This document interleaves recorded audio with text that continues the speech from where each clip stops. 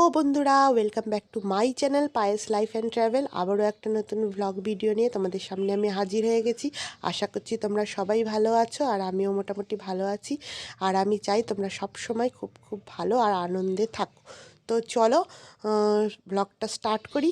তো আজকে সকাল সকাল উঠে গিয়েছি, আর উঠেই আমি বিছানাটা গুছিয়ে নিয়েছি সুন্দর করে, তাড়াতাড়ি করে, কারণ আজকে একটা বিশেষ দিন। তো আমার জন্য আর বাবা মায়ের জন্যও। তো সেটা তোমরা ব্লগ পুরোটা দেখলে আস্তে আস্তে বুঝতে পারবে, তোমাদেরকে আমি বলবো। তো সকালে তারপর ব্রেকফাস্ট করতে চলে এসেছিলাম রুটি আর আলুর তরকারি, যেটা আমার খুবই প্রিয়, মানে খুব ভাল লাগে রুটি দিয়ে আলুর তরকারি খেতে। তো এটা কিন্তু মোটামুটি মানে অনেকেরই ভাল লাগে রুটি দিয়ে আলুর বাটি চচ্চড়ি খেতে। তো আমারও সেটা আর অন্যথা হয় না, ভালোই লাগে। তো আজকে আর মানে বেশি দেরি করিনি, সকাল সকাল উঠে চাটা খেয়ে সব মোটামুটি কাজ কমপ্লিট করে লেগে পড়েছি একটু রান্নাঘরের দিকে। কারণ আজকে আমিও একটা ডিশ রান্না করব, মানে নিরামিষেই একটা করব, পনির বাটার মশালা, নিরামিষ পনির বাটার মশালা করব। আর এখানে দেখো সব সবজি কাটা হয়ে গেছে, মটরশুঁটি, বিনস, গাজর, ক্যাপসিকাম, দেখে হয়তো বুঝতে পারছো ফ্রাইড রাইস হবে। এখানে আদা ছুলে কেটে রাখা হয়েছে, আর এখানে পনিরটা নিয়ে এসছে বাবা। আমি যেহেতু পনির রান্না করব তাই জন্য।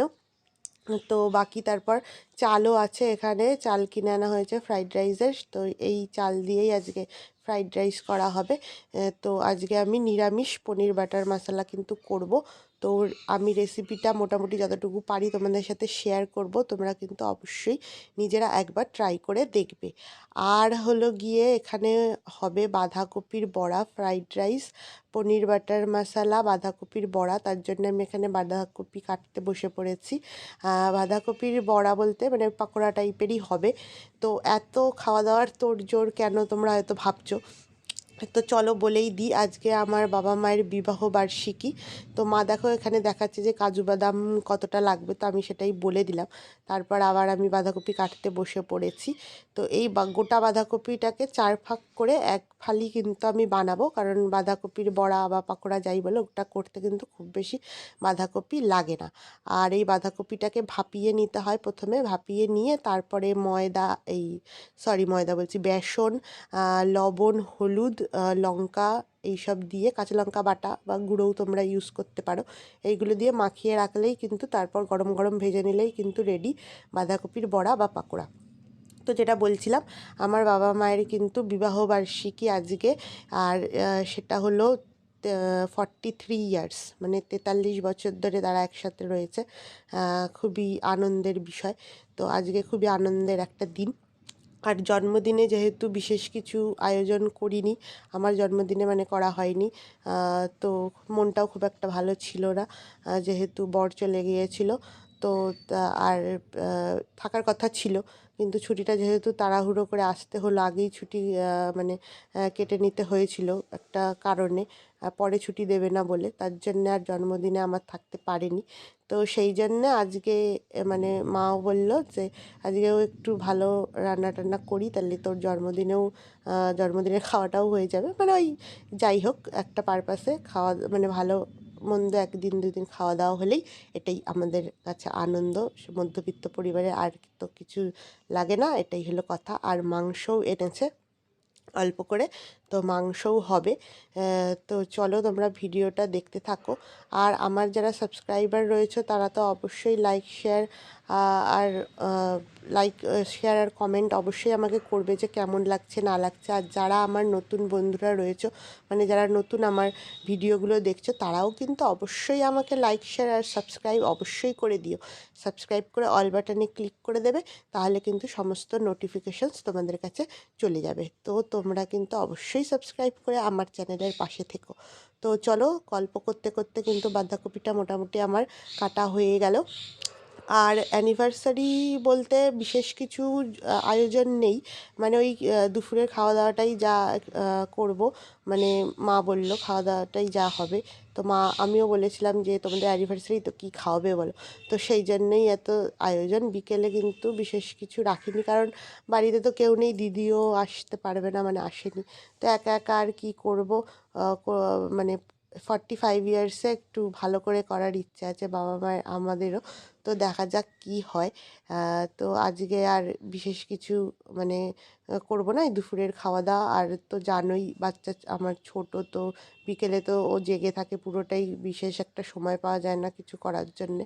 ওকে নিয়ে ব্যস্ত থাকতে, আর ও খুবই চঞ্চল, তো ওকেই দেখে রাখতে হয় এদিক ওদিক। আর এখন আবার নতুন হাঁটা শিখেছে, তো ওর পেছন পেছনেই দৌড়াতে হয়। আর এটা কিন্তু একটু মানে আগের ভিডিও, তোমরা দেখে বুঝতেই পারছো তখন ঠান্ডাটা ভালোই ছিল, মানে মোটামুটি ছিল। এখন তো একদমই ঠান্ডা নেই আমাদের এখানে, কলকাতায় তো একদমই ঠান্ডা নেই, প্রায় মানে গরমই পড়ে গেছে। ফ্যান চালাতেও হচ্ছে, মাঝে মধ্যেই ফ্যান চালাতে হচ্ছে। মাঝখানে অনেক কিছু ঘটে গেছে, মানে আমার শরীরের উপর দিয়ে অনেক কিছু গেছে, সেগুলো আমি অন্য কোনো ভ্লগে তোমাদের সাথে শেয়ার করব। তো আজকে আর বলছি না, আজকে তোমরা এই ভ্লগটা দেখো। পরের কোনো ভ্লগে আমি কিন্তু অবশ্যই শেয়ার করব যে মাঝখানে কি হয়েছিল না হয়েছিল, কিন্তু অবশ্যই আমি তোমাদের সাথে শেয়ার করব। তো চলো, এবার আমার কিন্তু বাঁধাকপিটা মোটামুটি বানানো কমপ্লিট। তো এবার আমি যাব মাংসটা ধুয়ে নেব। আর মাংস যেহেতু আমি একাই খাই, বাবা মা তো খায় না, তোমরা হয়তো আগের কোনো ভিডিও দেখলে দেখতে পারবে। তো মাংস আমি একাই খাই, বাবা মা মাংস খায় না, মানে মা কোনো দিনই মাংস খায়নি ছোটোবেলা থেকে। কখনোই দিদাবাড়িতে, মানে আমার মামা বাড়িতে, দিদাবাড়িতে কখনোই মাংস আনা হতো না।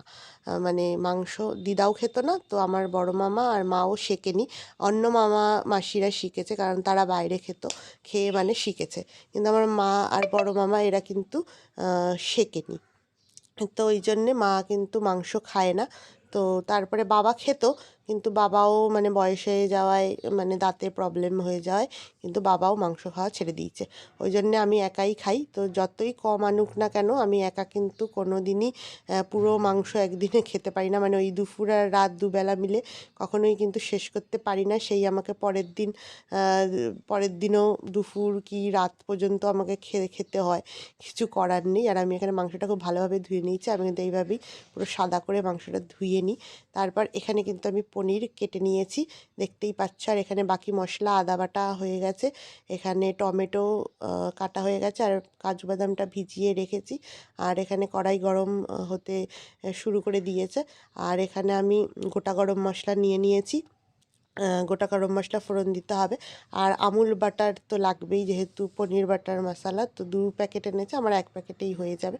বাটার বাড়ি ঘরোয়া রান্না, তো বাটার খুব বেশি দেবো না। আর এখানে দেখো আমি বাটারটা, মানে একটা বাটার পুরোটাই দিয়েছি, তার মধ্যে দিয়েছি শুধু আদা বাটা আর কাজু বাদাম, আর হলো গিয়ে টমেটোটা এখন দিলাম। আর একটু নুন দেবো যাতে টমেটোটা ভালোভাবে সেদ্ধ হয়। আর গোটা গরম মশলা তো দিয়েছি প্রথমে। তো এটা মানে মোটামুটি সেদ্ধ নরম হয়ে গেলে টমেটোটা, এটাকে কিন্তু আমি একটা পেস্ট বানাবো। তো এই পুরো জিনিসটাকে ভাজা ভাজা হয়ে গেলে পেস্ট বানিয়ে তারপর পরবর্তী রান্নাটা করব, তোমরা দেখতে থাকো। পনিরটা কিন্তু আমি সাদা তেলে ভাজছি। আর এখানে দেখো আমি নুন জল একটা রেডি করেছি, পনির ভেজে কিন্তু আমি ওর মধ্যেই রাখবো, যাতে পনিরের মধ্যে লবণটা ঠিকঠাক ঢুকে যায়, আর পনিরগুলো পাঞ্ছা না লাগে। তার জন্যেই কিন্তু এই সিস্টেমটা, তোমরা পনিরের যে কোনো রেসিপি ট্রাই করলেই কিন্তু এই পনিরটাকে এইভাবে ভিজিয়ে কিন্তু তোমরা করতে পারো, তাহলে কিন্তু দেখবে পনিরের স্বাদ আরও বেড়ে যায়। তারপরে দেখো আমি এখানে তারপরে দিয়েছিলাম বাটার, আর হলো গিয়ে আর কিছুটা বাটার, আর হলো গিয়ে সাদা তেল, অল্প সাদা তেল, মানে সাদা তেলই বেশি দিয়েছি, বাটারটা এইবার একটু কম দিয়েছি। তারপরে পেস্টটা দিয়েছি, আর হলুদ দিয়েছি, লবণ দিয়েছি, আর লঙ্কার গুঁড়ো দিয়েছি, মানে ভাজা মশলা, মানে যেগুলো গুঁড়ো মশলা থাকে সেগুলো আমি দিয়ে দিয়েছি। তারপরে আমি কষানোর পর এখানে ঝোল দিয়ে পনির দিয়ে দিয়েছি। আর হলো গিয়ে আর তো কিছু করণীয় নেই, এবার ফুটে একটু ঘন হবে, খুব বেশি তো ঝোল করব না, একটু ঘন ঘনই করব, যার জন্যে কিন্তু খুব বেশি জল দেওয়ার প্রয়োজন নেই। তোমরা অল্প জলেই মানে মশলাটা ফুটিয়ে নিয়ে পনিরগুলো দিয়ে দেবে। আর বিশ্বাস করো, খুবই টেস্ট হয়েছিল খেতে। নিরামিষ বলে যে অন্যরকম কিছু হয়েছিল তা কিন্তু না, খুবই টেস্টফুল হয়েছিল। তোমরা কিন্তু অবশ্যই একবার বাড়িতে ট্রাই করে খাবে, আর আমাকে অবশ্যই কমেন্ট করে জানাবে। আর এখানে ফ্রাইড রাইসের চলছে রেসিপি, ওখানে সব ভাজা হচ্ছে দেখতেই পারলে। আর চালটাও মানে ভাত করা হয়ে গেছে, মেশালেই বেশ কমপ্লিট। আর এখানে মাংসটা তো হচ্ছেই, মাংস কষানো চলছে, আর মাংসটাও আর একটু পরে হয়ে যাবে। তো চলো দুপুরে খাওয়া দাওয়া করতে চলে এসেছি। এখানে নিয়ে নিয়েছি বাঁধাকপির বড়া, ফ্রাইড রাইস, পনির আর মাংসের বাটিটা নিয়ে এসেছি, যে মানে যেটুকু পারবো তুলে নেব, আর আলাদা করে কিছু নিইনি। তো আজকের মতো এখানেই শেষ করছি। টাটা বাই বাই, দেখা হচ্ছে পরের ভিডিও।